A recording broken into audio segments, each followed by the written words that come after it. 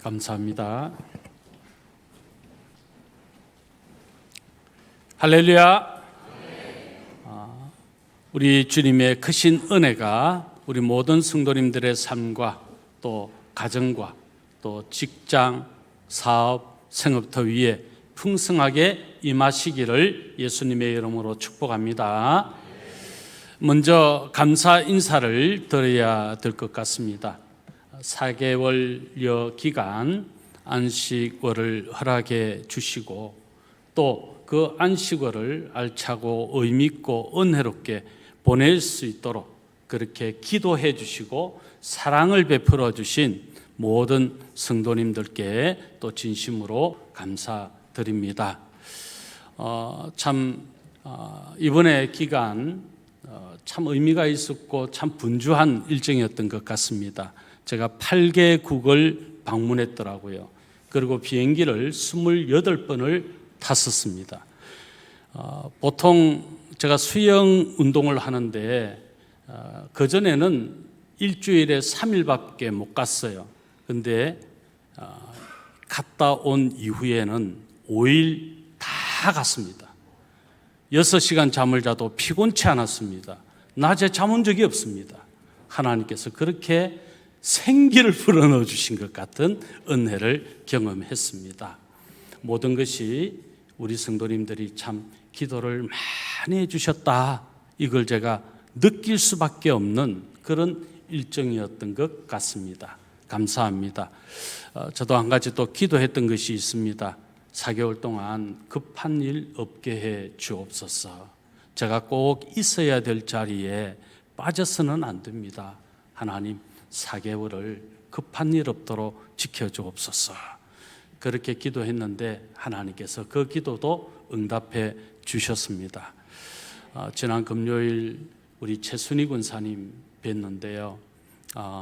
이제 우리 군사님 중환자실에서 나오셔서 이제 가족들과 마지막 만남의 시간을 가질 수 있도록 병원에서 배려를 해서 일반 병실 지금 옮기셨어요.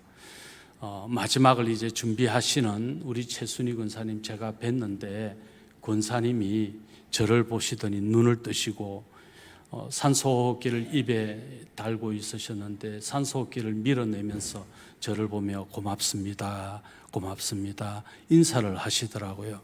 그 의미가 뭔지 느껴졌습니다. 저도 화답했습니다. 고맙습니다, 고맙습니다. 저를 기다려 주셔서 고맙습니다 하고 화답을 했는데 우리 권사님, 우리 성도님들도 그렇게 한번 또 뵈는 기회가 되면 좋겠다 하는 생각이 듭니다. 우리 모든 성도님들의 가정에 하나님의 은혜가 언제나 함께 하시기를 저도 계속하여 기도하겠습니다. 오늘 우리에게 주신 본문의 말씀을 통해 인생의 중심 오직 예수 그리스도라고 하는 제목으로 말씀의 은혜를 나누려고 합니다. 여러분, 우리 인생에 가장 중요한 것이 무엇일까요?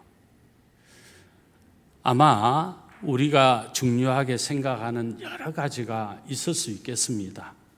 그런데 정말 내가 흔들리지 않는, 불안하지 않고 무섭지 않고 두렵지 않는 삶을 사는 우리 인생의 진정한 중심, 그분은 예수 그리스도이십니다.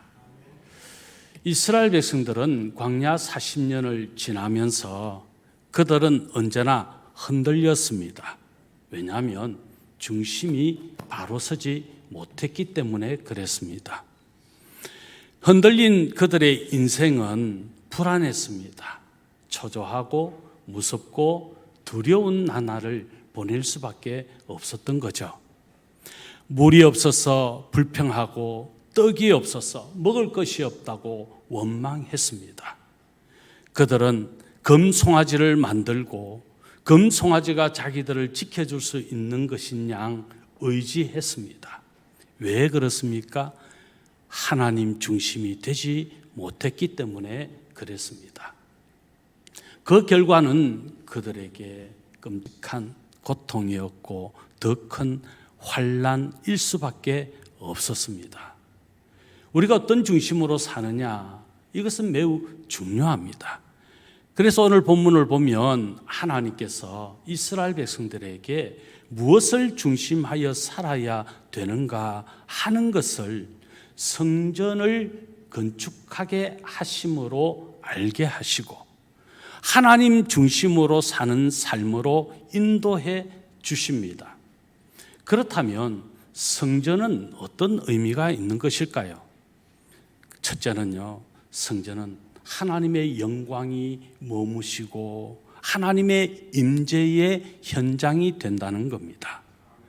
그리고 두 번째는 우리가 기도하는 것이 하나님께 상달되고 그 기도가 응답되어지는 은혜의 통로가 성전이라는 것입니다. 그리고 마지막으로 성전은 기쁨과 감사로 하나님을 예배하는 현장이 바로 성전이라는 것이죠. 그 중심이 예수 그리스도이십니다. 그런 측면에서 오늘 이 세 가지 성전의 의미를 우리가 살펴보면서 함께 하나님이 주신 말씀의 은혜를 나누려고 합니다. 오늘 우리가 읽었던 두 구절의 말씀이지만 열왕기상 8장 1절로부터 66절까지 있는데요, 그 말씀 전체를 아우르면서 우리가 함께 이 성전에 담겨져 있는 의미가 오늘 저와 여러분에게는 어떤 의미로 다가오는가를 함께 나누려고 합니다. 먼저 첫 번째, 성전은 하나님의 임재의 현장이다라는 거죠. 오늘 본문 우리가 읽진 않았지만 8장 10절 11절 우리 다 같이 한번 하나님 말씀 읽겠습니다. 제사장이 성소에서 나올 때에 구름이 여호와의 성전에 가득하매 제사장이 그 구름으로 말미암아 능히 서서 섬기지 못하였으니 이는 여호와의 영광이 여호와의 성전에 가득함이었더라. 여기에서 중요한 사실 하나를 발견하게 되죠. 하나님의 영광, 여호와 하나님의 영광이 임하는 성전이라는 거예요. 그런데 어떻게 하나님의 영광이 임하게 되었을까? 우리는 11절 이전 1절로부터 11절까지의 내용을 통해서 솔로몬이 성전을 건축한 이후에 이 다윗성에 있었던 언약궤를 이제 드디어 성전에 안치하는 장면이 나오고 있습니다. 이 언약궤가 성전에 안치되자 구름이 이 성전을 휘감고 여호와의 임재, 하나님의 영광이 충만하게 나타나는 이 장면이 이 11절 이전에 나타나는 거죠. 하나님의 영광, 하나님의 임재가 있는 그곳이 성전이라는 거예요.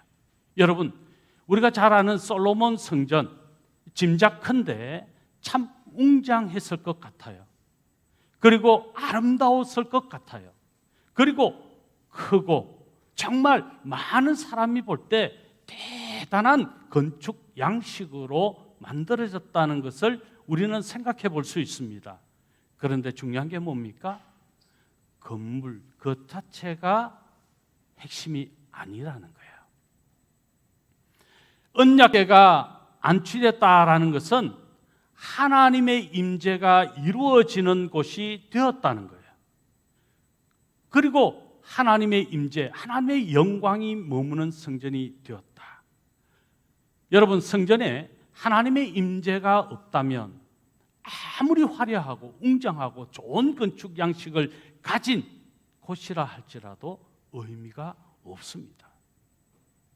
오늘날의 교회가 좀 성도 수가 많아지면 교회가 웅장하고 화려하고 그래서 대단히 멋지게 지으려고 하는, 그런데 그렇게 아름답다고 해서 좋은 교회가 아니에요. 크다고 해서 좋은 교회가 아니에요.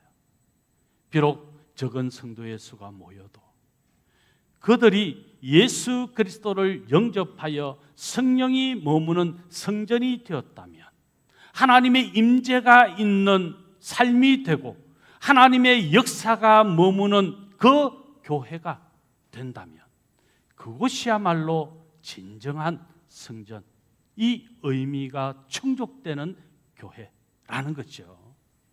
하나님의 임재가 없는 교회는 아무런 의미가 없어요. 우리의 삶이 성전이 되지 못하면 교회도 의미가 없어요. 우리 한 사람 한 사람이 성전이 되고 우리 한 사람 한 사람이 하나님의 임재를 경험하고 하나님의 영광이 나타날 때에 비로소 그 교회는 하나님의 영광이 나타나고 하나님 영광을 받으시는 놀라운 은혜의 처소가 되는 거죠. 우리는 이 사실이 참으로 중요하다는 겁니다. 자, 그런 측면에서 솔로몬의 축복, 우리 57절의 말씀인데 우리 같이 한번 읽겠습니다. 우리 하나님 여호와께서 우리 조상들과 함께 계시던 것 같이 우리와 함께 계시옵고 우리를 떠나지 마시오며 버리지 마시옵고. 솔로몬의 축복 기도의 한 내용입니다. 이 내용의 핵심이 뭐로 지금 등장합니까? 하나님의 함께 하심이죠. 하나님의 임재입니다. 하나님의 함께 하시지 않는 인생은 흔들리는 인생일 수밖에 없습니다. 하나님이 함께 하시는 인생은요, 비록 그 삶이 어렵고 힘들어도 아파도 환난 중에 있어도 고통 중에 있어도 안심하게 되어 있습니다. 왜냐하면 하나님이 도우시면 능히 모든 삶의 문제가 가장 선한 것으로 인도되기 때문에 그렇습니다. 우리가 하나님의 임재를 경험하는가 무엇을 통해 알 수 있어요? 여러분, 아무리 많이 가졌다고 해서 평안한 사람, 아무리 건강하다고 해서 평안한 사람, 아무리 권세를 부린다고 해서 평안한 사람이라고 말할 수 없습니다. 있어도 권력이 있어도 또 많은 것을 누려도 불안에 떠는 사람이 의외로 많습니다. 그러나 없어도 건강하지 않아도 힘든 상황에 있어도 평안한 사람은 하나님의 임재를 경험하기 때문에 그게 문제가 될 수 없는 거예요. 그래서 힘들어도 할렐루야, 어려워도 할렐루야.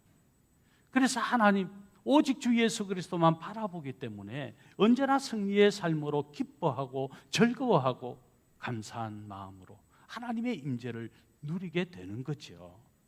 여러분, 우리 어떻습니까? 불평하고 원망하는 흔들리는 인생, 인생의 중심이 예수 그리스도께서 되지 못하는 삶은 아닙니까? 내 인생의 중심이 예수 그리스도께서 되신다면 흔들릴 수 없습니다. 그래서 불안하지 않습니다. 두렵지 않습니다. 무섭지 않습니다. 언제나 찬양이요 기쁨과 감격일 수밖에 없다는 거예요.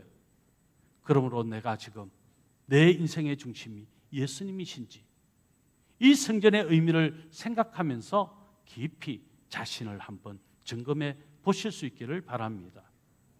출애굽기 25장 22절에 오늘 말씀 우리 같이 한번 이 말씀 읽어볼까요? 거기서 내가 너와 만나고 속죄소 위 곧 정극회 위에 있는 두 그룹 사이에서 내가 이스라엘 자손을 위하여 내게 명령할 모든 일을 내게 이르리라. 거기서 이 출애굽 당시 이스라엘 백성들에게 하나님은 성막을 건축하게 하셨어요. 그 성막이 있는 곳에 하나님의 임재가 있고 언제나 이스라엘 백성들과 하나님께서 함께 하신다라고 하는 것을 이 성막을 통하여 경험하게 해 주셨죠. 성전에 이 언약궤가 안치되는 그 순간 하나님의 영광이 임하고 그래서 이스라엘 백성들이 하나님과 함께하는 것을 경험하면서 하나님의 임재를 경험하게 이 은혜를 누리게 되는 거죠. 예, 언약궤 그리고 하나님은 이 언약궤 두 그룹 사이에서 말씀하신다. 하나님께서 말씀하시고 이스라엘 백성들은 그 하나님 말씀을 듣고 그 말씀에 순종하며 사는 이 친밀한 하나님과의 교제가 이루어지는 거죠. 그게 언약궤가 안치되었다라고 하는 의미라는 거죠. 그 언약궤의 모습이 바로 이것입니다. 이 언약궤가 이 하나님의 성전에 안치가 되고 이 두 그룹 천사의 이 날개, 이 두 그룹 사이에 하나님께서 말씀하신다. 오늘 성경이 그렇게 말씀하고 있는 거죠. 하나님의 임재, 이것은 성전의 핵심이다. 나는 하나님의 임재를 경험하고 사는가? 우리 광안장교회가 하나님의 임재를 날마다 경험하고 그 은혜를 선포하며 사는가? 그것이 천국을 보여주는 거예요. 그게 예수 그리스도, 그분이 나의 중심이 되는 믿음의 고백이라는 것입니다. 그런 고백이 있는 복된 여러분 되시기를 바랍니다. 옛날에 우리는 이 등잔불을, 저도 시골에 가면 등잔불을 피우고 그렇게 시골 집에, 할아버지 할머니 집에 제가 방학이 되면 한번 가고 그렇게 할아버지 할머니 뵙고 등잔불을 켜는 걸 경험했습니다. 지금 아주 옛시대 같은 느낌이 드는데 지금은 없죠. 그런데 등잔불이 많이 방을 밝히면 이 평안함, 이 안심이 되죠. 그런데 이 방에 어두운 방에 불을 탁 끄게 되면, 어둡게 되면 왠지 불안하잖아요. 그렇습니다. 하나님은 우리의 빛이시다, 소망이시다. 하나님이 임재하셨다라고 하는 사실은 하나님께서 모든 어둠을 물리치고 죄악을 물리치고 온전히 하나님께서 영생, 생명을 주시는 하나님의 자녀 그리스도인으로 살게 하는 엄청난 축복이 임하였다는 사실을 말하고 있는 겁니다. 여러분, 빛하면 생각나는 이름이 누구이십니까?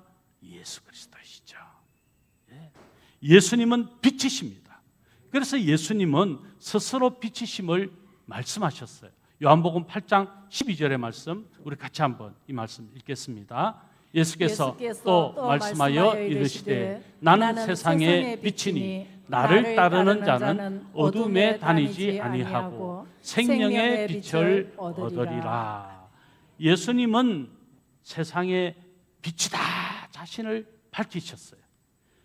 자, 그리고 예수님이 이 세상에 빛으로 오셨다고 또 밝히시는데 요한복음 12장 46절의 말씀입니다. 이 말씀도 우리 같이 읽습니다. 나는 빛으로 세상에 왔나니 무릇 나를 믿는 자로 어둠에 거하지 않게 하려 함이로라. 우리가 예수님을 믿기 전에는 어둠 가운데 있었어요. 죄의 종살이하고 마귀의 종노릇했던 우리의 신분이지, 예수 그리스도를 믿음으로 빛 대신 예수 그리스도, 그 빛의 삶이 우리의 삶으로 바뀌어졌다는 거예요. 생명이 사망에서 생명으로 옮겨지는 이 은혜가 우리에게 주어졌다는 거예요. 영생을 소유하게 되었다는 거예요. 저 천국을 소망할 수 있는 하나님의 자녀가 되는 우리의 새로운 정체성이 만들어졌다는 것이죠. 본래 우리의 정체성은 하나님의 아들들이었고 딸들이었습니다. 그런데 아담의 범죄로 말미암아 우리가 하나님의 자녀의 관계에서 끼어졌어요. 완전히 하나님의 자녀가 아닌 이제 마귀의 종노릇하는 신세가 되어졌다는 것이죠. 예수 그리스도께서 이 땅에 오심으로 회복된 거예요. 다시 우리의 DNA가 마귀의 DNA가 아니라 예전에 하나님 우리를 창조하셨던 그 형상을 온전히 회복해서 이제 하나님의 자녀의 DNA로 새 창조가 이루어진 거예요. 이 놀라운 은혜, 바로 빛 대신 예수 그리스도, 우리의 주요, 우리의 왕이신 예수님을 통해서 이루어졌다. 우리의 중심에 예수 그리스도, 내 인생의 중심은 예수 그리스도. 그래서 이 고백이 너무너무 중요하다는 거죠. 그 주님을 날마다 경험하는 하나님의 임재, 살아계신 하나님 예수 그리스도의 임재, 이것을 날마다 경험하는 우리의 삶이 될 수 있기를 예수님의 이름으로 축원합니다. 그렇습니다. 그리고 또한 마태복음 28장 20절의 말씀도 우리 같이 한번 읽겠습니다. 같이 읽습니다. 내가 너희에게 분부한 모든 것을 가르쳐 지키게 하라. 볼지어다 내가 세상 끝날까지 너희와 항상 함께 있으리라 하시니라. 언제까지요? 세상 끝날까지. 이 말씀은 우리 주님께서 언젠가 반드시 다시 오실 텐데 그때 어린 양 혼인잔치에 우리 모두가 참여하게 된다. 그리고 영원토록 그분을 찬양하고 그분께 영광을 올려드리게 된다라고 하는 이 놀라운 말씀을 주신 거죠. 어제 우리 정준형 군과 이세민 양이 결혼을 했는데 이 결혼은 우리 인생의 결혼은 장차 이루어질 어린 양 혼인잔치를 바라보게 하는 거예요. 여러분, 우리는 하나님을 향한 놀라운 은혜, 예수 그리스도께서 이 땅에 빛으로 오셨고 우리의 구원주가 되셨고 우리의 왕이 되어주심으로 이제 우리가 하나님의 자녀가 되었다. 하나님의 자녀가 되었다는 것은 예수 그리스도 중심으로 사는 거다. 우리 주님을 날마다 그분의 임재를 날마다 경험하며 사는 복된 오늘 저와 여러분 되시기를 예수님의 이름으로 축원합니다. 두 번째는 성전은 기도 응답의 현장이다. 여러분, 우리가 기도하면 전능하신 하나님께서 우리의 기도를 들으시고 응답하실 줄 믿습니다. 그 역사가 이루어지는 것이 성전이다라는 거죠. 자, 오늘 본문 28절의 말씀 읽었죠? 우리 같이 한번 읽겠습니다. 그러나 내 하나님 여호와여 주의 종의 기도와 간구를 돌아보시며 이 종이 오늘 주 앞에서 부르짖음과 비는 기도를 들으시옵소서. 8장 22절로 53절까지는 솔로몬의 기도의 내용이 나오고 있습니다. 오늘 28절과 29절 우리가 두 구절을 읽었는데요. 28절 하반절에 이렇게 말씀하죠. 기도를 들으시옵소서. 그리고 29절 하반절에도 똑같이 나옵니다. 이곳을 향하여 비는 기도를 들으시옵소서. 29절에서는 우리가 하나님 앞에 향하였다. 그런데 그 향한 곳이 어디라고 말합니까? 성전이라고 말하는 거죠. 자, 여기에서 중요한 핵심 한 가지를 우리가 찾을 수 있죠. 성전이 무엇인가라는 거예요. 자, 우리 하나님 말씀 한번 읽어봅니다. 자, 44절로 45절의 말씀 같이 한번 읽겠습니다. 주의 백성이 그들의 적국과 더불어 싸우고자 하여 주께서 보내신 길로 나갈 때에 그들이 주께서 택하신 성읍과 내가 주의 이름을 위하여 건축한 성전이 있는 쪽을 향하여 여호와께 기도하거든 주는 하늘에서 그들의 기도와 간구를 들으시고 그들의 일을 돌아보옵소서. 자, 성전이 있는 쪽을 향하여 여호와께 기도하거든. 그런데 31절 이하로 보면 어떤 기도의 내용들이 나오느냐면요, 제가 소개해 드릴게요. 백성이 죄를 지었을 때, 전쟁에 패했을 때, 가뭄이 왔을 때, 기근이 닥쳤을 때, 포로로 끌려갔을 때 등 우리 인생이 만날 수 있는 모든 상황 가운데 우리가 오직 해야 될 것은 성전을 향하여 기도하는 거다. 지금 그 말씀하는 거죠. 여러분, 우리가 아플 때라도 어떤 공경에 처했을 때라도 막막한 상황에 있을 때라도 긴 터널을 통과하는 것 같을 그때라도 우리가 해야 할 것은 성전을 향하여 기도하는 거라는 거죠. 하나님을 향하여 기도하는 것이다. 그래서 기도가 능력이고 기도는 하나님께 상달되어 우리의 간구하는 바가 응답되는 놀라운 축복의 통로가 되는 거라는 거죠. 그렇습니다.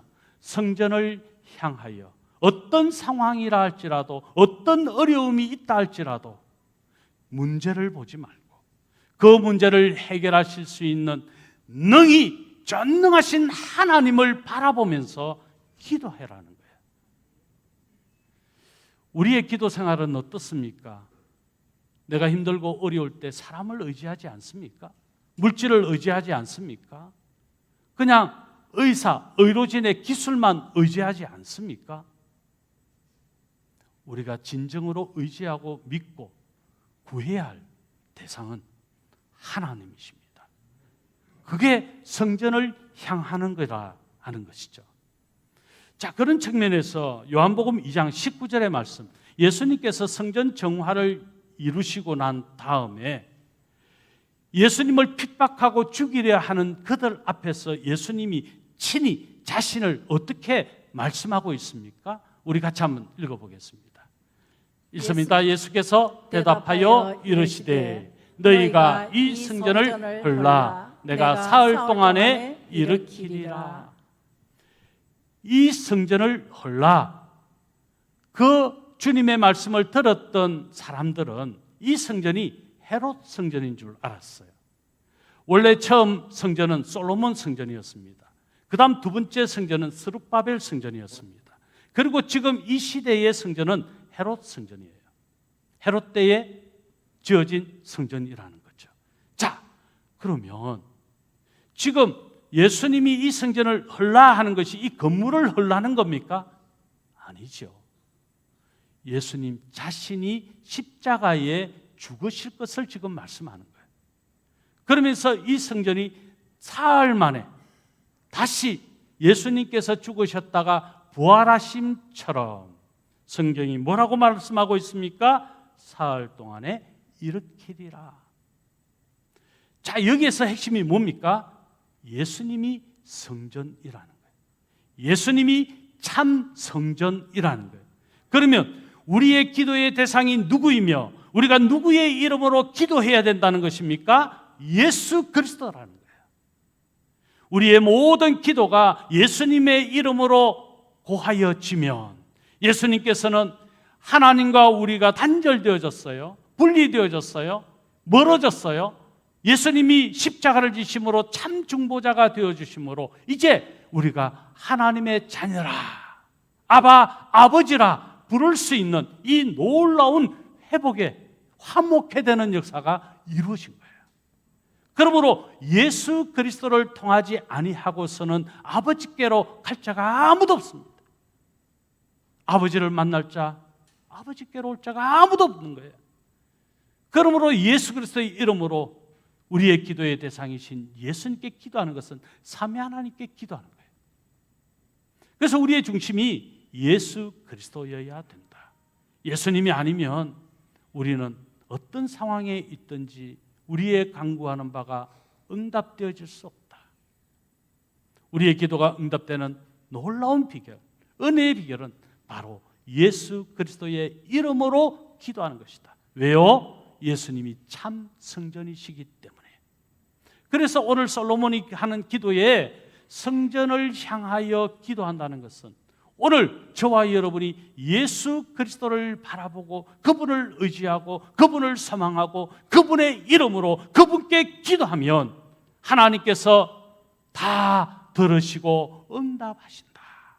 바로 이 성전의 의미가 무엇이라는 것입니까? 기도 응답의 현장이라 하는 겁니다.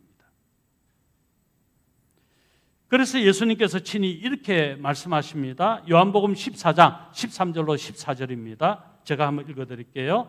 너희가 내 이름으로 무엇을 구하든지 내가 행하리니 이는 아버지로 하여금 아들로 말미암아 영광을 받으시게 하려 함이라.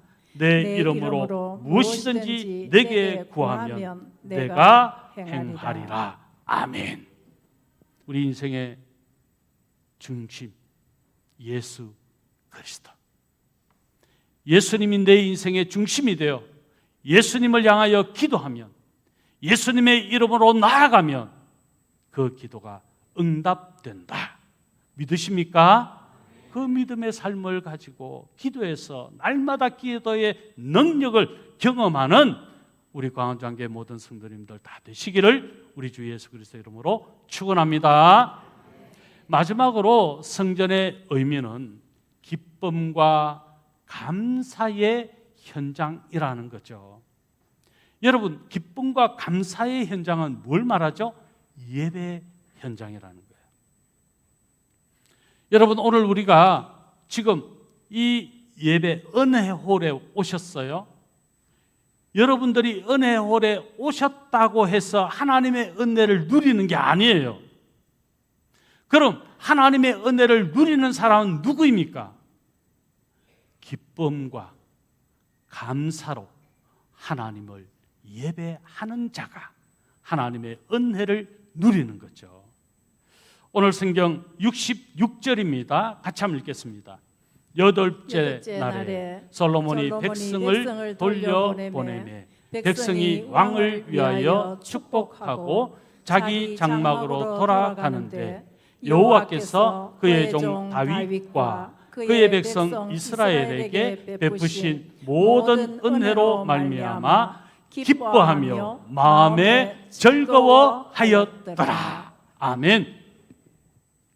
여러분, 우리가 기도할 때 하나님께서 들어주실 줄로 믿고 기도하는 것이 응답의 비결이라는 것 아시죠? 그렇게 믿고 기도했다면 의심해야 합니까? 의심하지 말아야 합니까? 의심하지 않는 우리의 모습이 뭘까요? 감사예요. 그래서 기도를 감사로 하나님께 드리는 자가 하나님의 능력을 경험하는 자가 되는 거죠. 이 말은 다시 말하면 하나님의 임재를 경험하고 하나님의 기도를 올려드려서 하나님께서 응답하시는 것을 경험하는 사람은 기쁠 수밖에 없고 감사할 수밖에 없다는 겁니다. 그런 삶을 하나님이 또한 기뻐하신다. 여러분, 우리가 기뻐하시는 하나님을 지금 배움는다면 여러분, 우리가 기쁘겠어요? 우울하겠어요? 기뻐하시는 하나님을 내가 지금 직면하여 뵙는다면 그 기뻐하시는 하나님을 인하여 우리는 또 기뻐할 수밖에 없고 즐거워할 수밖에 없고 감사할 수밖에 없어요. 바로 그 장면이 예배라는 거예요. 오늘 여러분들이 지금 이 은혜홀에 있지만 생각은 다른 데 있고 여러 가지 근심과 걱정에 계속 잡혀 있고 오늘 식사 뭐 나올까? 빨리 가서 설거지 해야 되는데 제발 여러분 축도하기 전에 일어서지 마시고 광고하기 전에 광고 끝나기 전에 일어서지 마세요. 그거 예배를 제대로 안 드리는 거예요. 광고는 성도의 교제예요. 이건 예배 중이에요. 그리고 다 축복하고 축하하고 일어서는 거기까지가 기쁨의 향연이에요. 감사의 고백이에요. 이게 예배예요. 이런 예배가 우리의 삶으로 나타나야 되는 거죠. 그렇게 예배를 드리고 집으로 가면 또 직장으로 가면 우리가 그냥 살겠어요? 아니요. 오늘 아빠 얼굴에서 광채가 나요. 오늘 엄마 얼굴에서 광채가 나요. 목소리가 너무 예뻐요. 너무 자상해요. 너무 부드러워요. 너무 사랑스러워요. 자녀들이 그 정도로 말할 수 있어야죠. 교회 갔다 집에 왔는데 갑자기 인상 써지고 갑자기 욕설이 나오고 갑자기 거칠어지고 그건 예배를 안 드린 거예요. 아십니까? 그래서 우리의 삶으로의 예배는 오늘 기쁨과 감사가 우리의 즐거움의 향연이 되고 하나님 앞에 올려드린 예배는 우리의 삶의 현장에서도 계속적으로 이어나는 그때 진정한 예배자가 되는 거죠. 그게 기쁨이고 감사예요. 사도행전 16장에 보면 바울과 실라가 복음을 전하다가 빌립보 감옥에 갇혔어요. 모진 매를 맞았습니다. 얼마나 힘들을까요? 제가 빌립보 감옥을 이번에 가보았는데 거기서 생활한다, 거기서 살아있다, 정말 끔찍할 것 같았어요. 그런데 바울과 실라가 어떻게 했습니까? 기뻐했습니다. 즐거워했습니다. 감사했습니다. 그게 찬양이었어요. 그렇게 찬양하니까 발에 묶여져 있던 착고가 열리고 옥문이 열렸습니다. 모든 죄수들의 착고가 다 열렸습니다.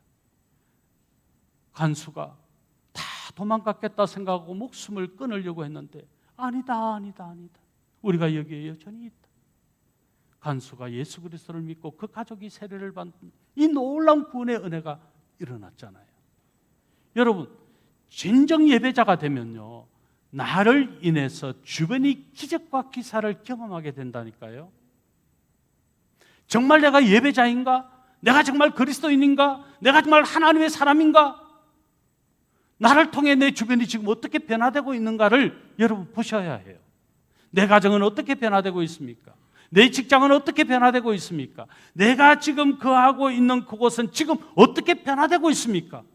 전혀 가뭄이 없고 변화도 없고 그냥 그대로라면 나는 정말 예배자인가? 내가 정말 기쁨과 감사로 하나님을 교제하며 만나고 있는가? 하나님의 임재의 현장 속에 내가 살아가고 있는가를 생각해 봐야 한다는 겁니다. 사도 바울이 이렇게 말하지요. 로마서 12장 1절인데 우리 참 중요한 말씀입니다. 같이 한번 또 읽어보겠습니다. 그러므로 형제들아 내가 하나님의 모든 자비하심으로 너희를 권하노니 너희 몸을 하나님이 기뻐하시는 거룩한 산제물로 드리라. 이는 너희가 드릴 영적 예배니라. 아멘. 그리스도인은요, 지금 주일이 되어 이 예배 시간에 여러분들이 예배를 드리고 있다고 해서 그것으로 만족하고 모든 예배를 드렸다라고 생각하는 사람이 아닙니다. 진정한 그리스도인은 이 예배 현장에서 하나님 베풀어 주신 그 기쁨과 그 감사의 고백을 가지고 내 삶의 현장에서 그 기쁨과 감사를 살아내는 거라는 거예요. 이게 삶의 예배예요. 이게 영적 예배라는 거예요. 하나님이 받으시는 예배라는 거예요.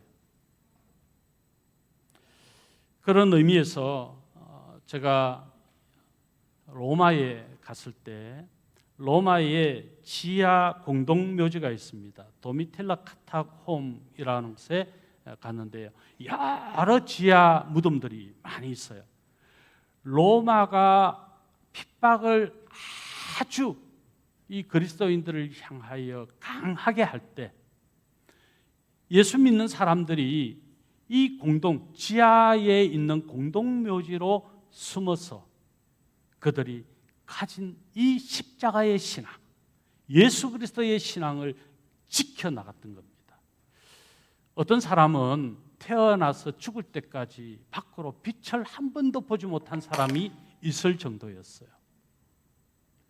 그런 지하 카타콤이라고 하는 그리스도인들이 생활했던 그곳에 가면 내가 그리스도인입니다 라고 하는 표식이 참 많이 그려져 있습니다.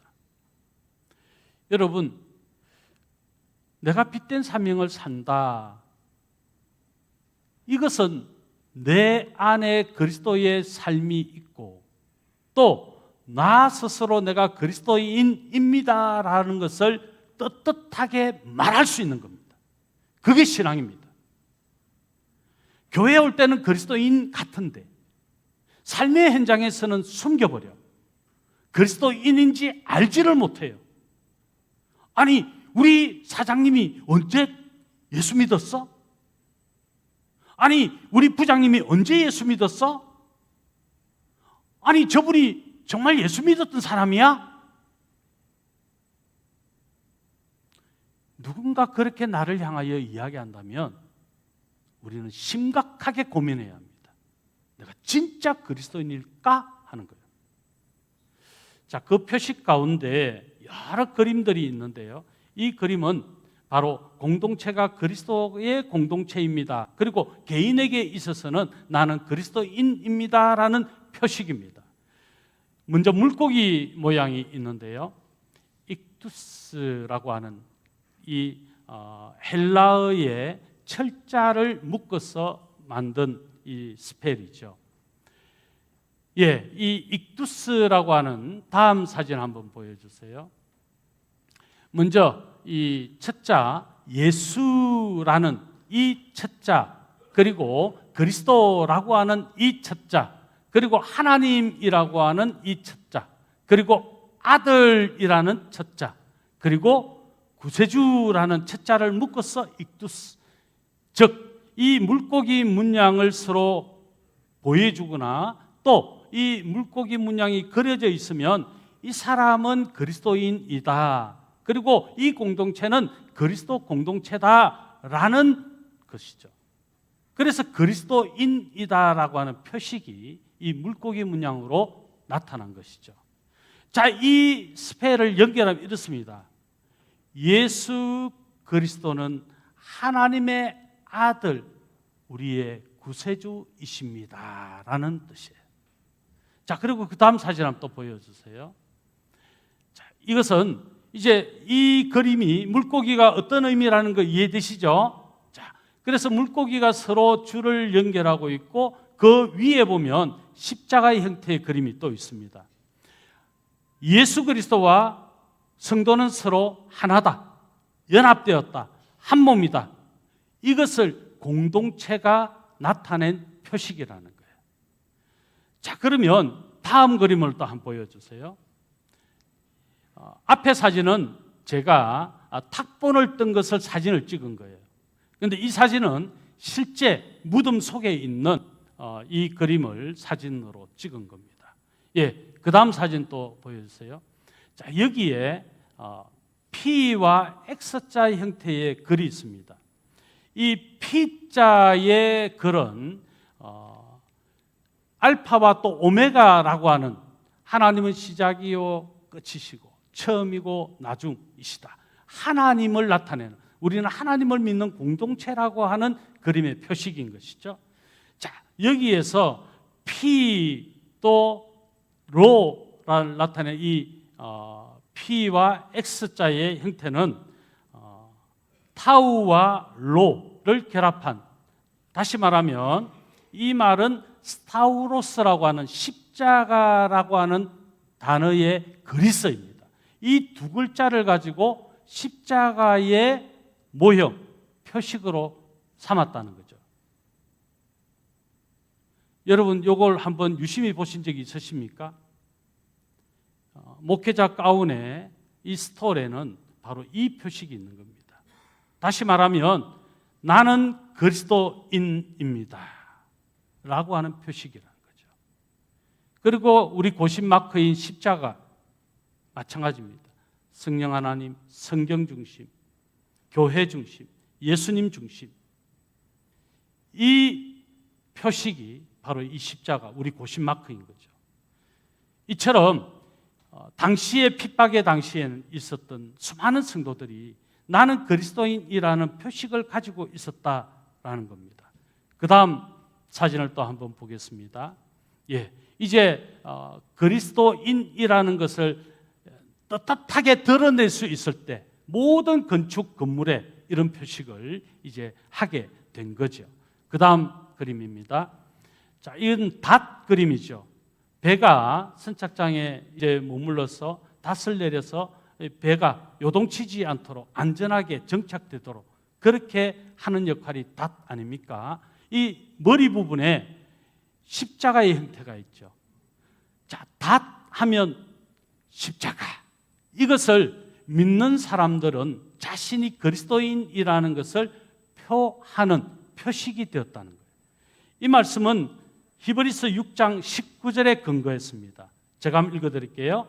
우리가 이 소망을 가지고 있는 것은 영혼의 닷 같아서 튼튼하고 견고하여 휘장 안에 들어가나니, 희망과 소망을 품고 그리스도인들이 나는 그리스도인입니다 라고 하는 표식이 바로 이 닷 모양이었다는 거죠. 예, 그리고 그림 하나 더 보겠습니다. 비둘기. 나는 성령 강림의 은혜를 입은, 내 안에 성령님께서 내주하시고 나는 이제 성령의 사람이 되었다, 이런 표식, 이것이 비둘기. 우리는 비둘기하면 평화를 상징한다고 이야기하죠. 진정한 평화는 어떻게 옵니까? 샬롬이신, 에이레네이신 예수 그리스도, 그분이 우리에게 주실 때라야 진정한 평화가 주어지는 거죠. 그래서 십자가는 예수 그리스도를 믿는 그리스도인의 표식이다, 이 사실을 우리가 알 수 있습니다. 마지막 그림 하나 더 보겠습니다. 이건 우리 고신대학교의 로고입니다. 여기에도 십자가가 있죠. 복판에 호람데오, 하나님 얼굴 앞에서, 하나님 면전에서 성경을 펼쳐놓고 십자가의 모형을 가지고 우리 학교는 기독교 학교입니다 라고 하는 것을 나타내는 거죠. 자, 그러면 이제 말씀을 맺으면서, 여러분, 교회 위에 첨탑 위에 십자가가 있습니다. 어떤 뜻일까요? 장식일까요? 그냥 뽐 내려고 그랬을까요? 아니에요. 교회의 십자가는 우리를 향한 십자가가 아니에요.